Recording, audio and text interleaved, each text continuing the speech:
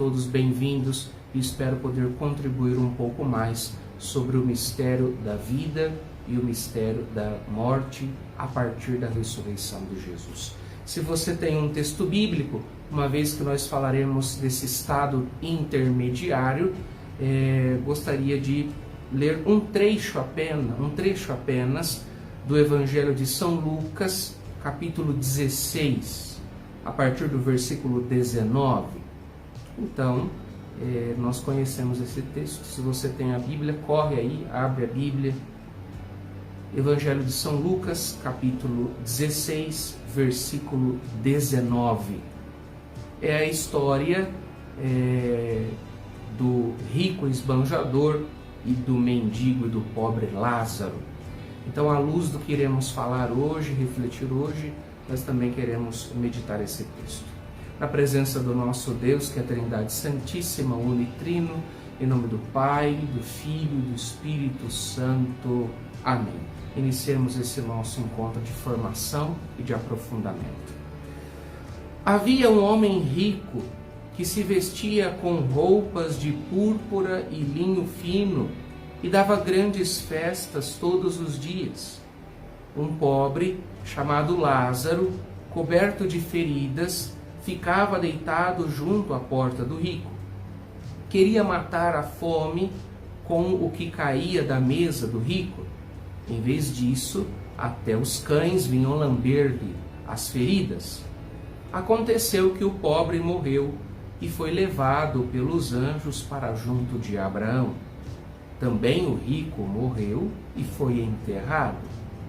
Na habitação dos mortos, entre os tormentos, ele ergueu os olhos e viu ao longe Abraão e Lázaro ao lado dele.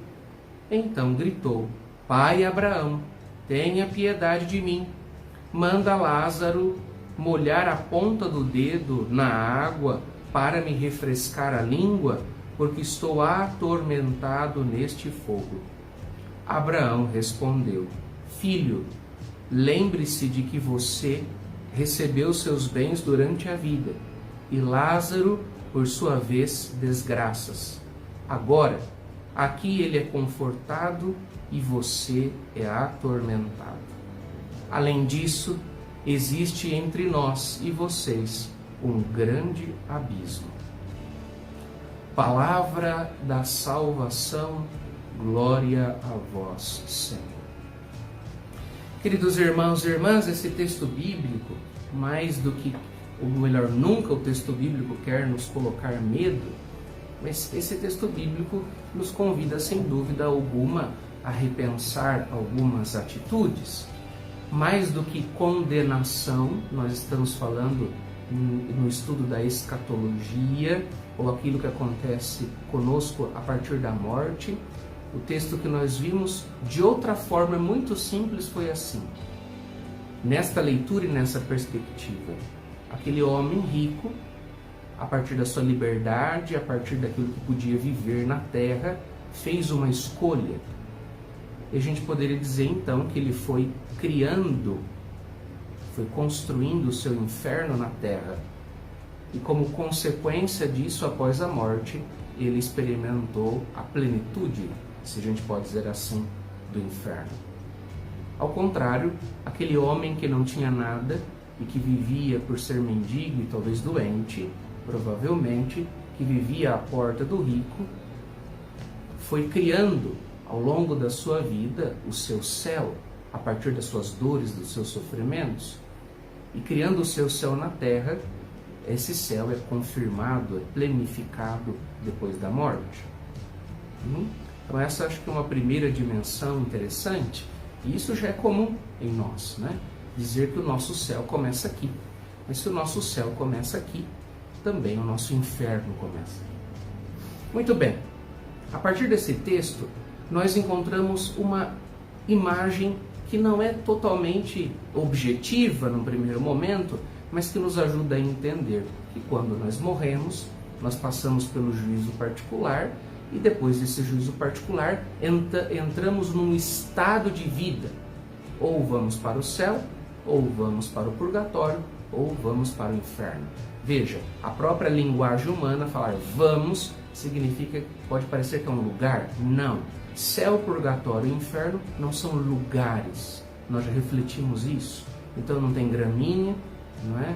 Não tem gente vestida de branco, não tem água, são imagens, né?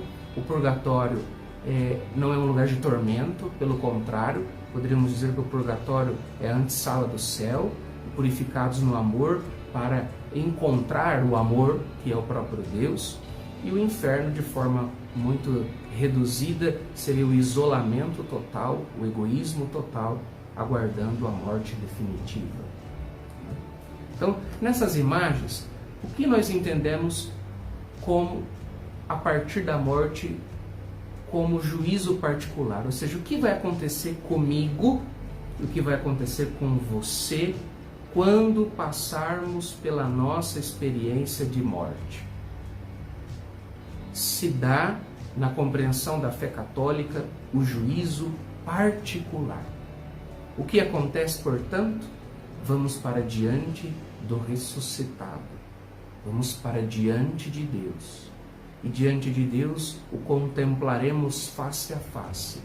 E nesse encontro da verdade, esse encontro definitivo, esse encontro que não será possível ter máscaras diante do ressuscitado, nós ali retomaremos a nossa vida inteira nas mãos, olhando nos olhos do ressuscitado.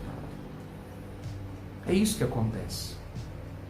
Por isso, nós precisamos entender como cristãos e católicos que a nossa esperança não está só numa vida opulenta, numa vida tranquila e de realizações aqui, mas se a nossa vida é uma vida motivada de fato pelo Evangelho, é uma vida para a construção do reino, é uma vida que vai construindo o meu céu aqui na terra, e esse céu também já vai consolando e dando esperança às pessoas. No momento da minha morte, no momento da sua morte, é isso que irá acontecer conosco. Esse encontro pessoal, individual, com o ressuscitado. E ali, acompanhando o livro que nós estamos tendo como base, né? Este livro aqui, o autor nos ajuda a dizer assim: na morte dá-se uma iluminação plena sobre a nossa vida, que aparecerá então toda a sua transparência. Você já viu um tecido transparente? O que é uma transparência? Você consegue ver do outro lado. Então não haverá mais máscaras, não terá como mais mentir, não terá como fazer média com o nosso Senhor, não terá isso. E isso não deve ser considerado com medo. Estaremos diante de Deus, despidos positivamente. O juízo particular, portanto, ou o chamado juízo individual, é a hora da verdade. Da nossa verdade diante de Deus e da verdade de Deus diante de nós. Então, nesse encontro, há alguns teólogos que dizem que talvez nosso Senhor ressuscitado não precisará falar uma palavra para nós, mas só o seu olhar, justo, mas também misericordioso. Misericordioso, mas também justo, fará com que nós retomemos a verdade da nossa vida sem justificativas, mas tendo ela nas nossas mãos. Diante de Deus, seremos então, diante de Deus, como somos realmente, virtudes e limitações naquele momento. As minhas virtudes e as minhas limitações, os meus sucessos e insucessos, aquilo que acertei e aquilo que errei. Podemos acolher nesse momento ou não acolher, melhor, nesse instante, a oferta da graça divina. Então veja, morremos diante de Deus, e indo para diante de Deus, ali se dá a hora da nossa verdade. Nesse instante do encontro definitivo com o ressuscitado pessoalmente, nós podemos acolher a oferta do ressuscitado, acolher a sua graça divina.